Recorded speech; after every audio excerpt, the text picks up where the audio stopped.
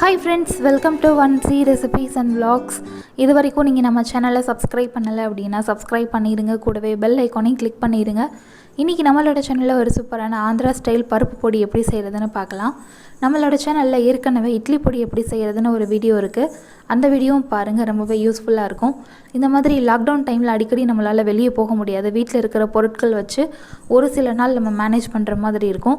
அந்த மாதிரி நாட்களில் இந்த மாதிரி பருப்பு பொடி இட்லி பொடி ரொம்ப ஹெல்ப்ஃபுல்லாக இருக்கும். இப்போ இந்த பருப்பு பொடி செய்கிறதுக்கு தேவையான பொருட்கள் என்னென்னு ஃபஸ்ட்டு பார்த்துடலாம். 1 கப் அளவு துவரம் பருப்பு, 1/4 கப் அளவு பொட்டுக்கடலை, நம்ம சட்னிக்கு யூஸ் பண்ணுவோம் இல்லையா, தேங்காய் சட்னிக்கு அந்த பொட்டுக்கடலை தான் அது. அடுத்து கொஞ்சமாக ஒரு கருவேப்பிலை, அதாவது 10லேருந்து 15 இலைகள் இருக்கிற மாதிரி எடுத்துக்கோங்க, ரொம்ப தேவைப்படாது. அடுத்து 1 டீஸ்பூன் அளவு சீரகம், 1 டீஸ்பூன் அளவு முழு மிளகு, 5லேருந்து 6 மிளகாய் வத்தல், உங்களோட காரத்துக்கு ஏற்ற மாதிரி ஆட் பண்ணிக்கோங்க. 5 மிளகாய் வத்தல் தான் நான் எடுத்திருக்கேன், இது வந்து கரெக்டான காரம் இருக்கும். அடுத்து இந்த பருப்பு பொடிக்கு தேவையான அளவு உப்பு, கொஞ்சமாக பெருங்காயத்தூள், ஒரு 1/4 டீஸ்பூன் அளவு தான் தேவைப்படும். அடுத்து இந்த பருப்பு இது எல்லாத்தையும் ஃப்ரை பண்ணுறதுக்கு நல்லெண்ணெய் யூஸ் பண்ணணும்.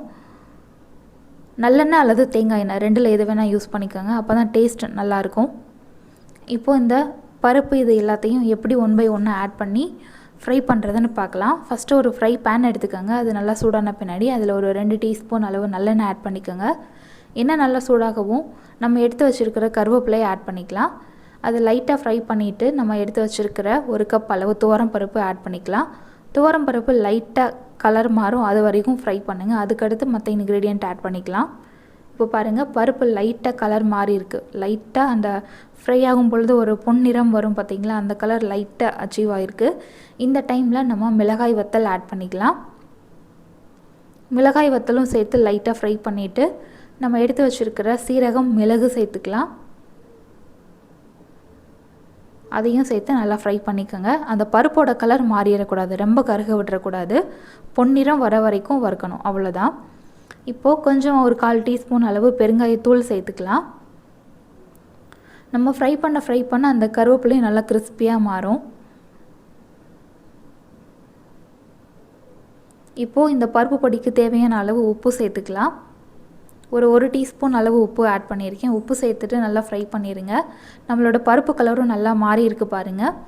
இந்த டைமில் நம்ம ஃப்ளேம் ஆஃப் பண்ணிடலாம். ஃப்ளேம் ஆஃப் பண்ணிவிட்டு ஒரு பிளேட்டில் கொட்டிடலாம். இது நல்லா ஆறட்டும். நல்லா ஆறின பின்னாடி மிக்ஸி ஜாரில் சேர்த்து பவுடர் பண்ணணும்.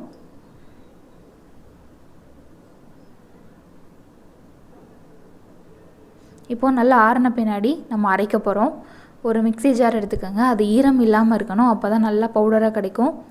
இப்போ நம்ம ஃப்ரை பண்ண அந்த பருப்பு எல்லாத்தையும் அந்த மிக்ஸி ஜாரில் சேர்த்துக்கலாம். ஃபஸ்ட்டு நம்ம கொரப்பாக அரைச்சி எடுத்துகிட்டு வரணும், அதுக்கடுத்து தான் நம்ம பொட்டுக்கடலை ஆட் பண்ணணும்.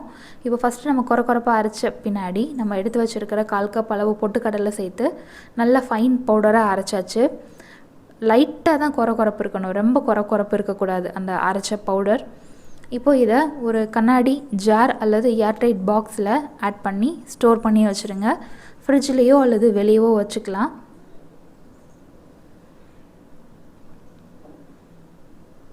இந்த பருப்பு பொடி கூட நெய் ஆட் பண்ணி அப்பளம் அல்லது ஆம்லேட் அல்லது ஊறுகாய் ஏதாவது வச்சு சைடிஷ் வச்சு சாப்பிட்றதுக்கு ரொம்பவே சூப்பராக இருக்கும். ஒரு திருப்தியான சாப்பாடு சாப்பிட்ட ஒரு ஃபீல் இருக்கும் காய்கறி இல்லாத டைமில். இப்போ இந்த மாதிரி சூடான சாதத்தில் பருப்பு பொடி கொஞ்சம் நெய் சேர்த்து மிக்ஸ் பண்ணி சாப்பிடணும், ரொம்பவே சூப்பராக இருக்கும். இந்த ரெசிபி நீங்களும் ட்ரை பண்ணி பாருங்கள். இந்த வீடியோ உங்களுக்கு பிடிச்சிருந்தது அப்படின்னா இந்த வீடியோக்கு ஒரு லைக் கொடுங்க, எல்லாத்துக்கும் ஷேர் பண்ணுங்கள். தேங்க்யூ ஸோ மச் ஃபார் வாட்சிங்.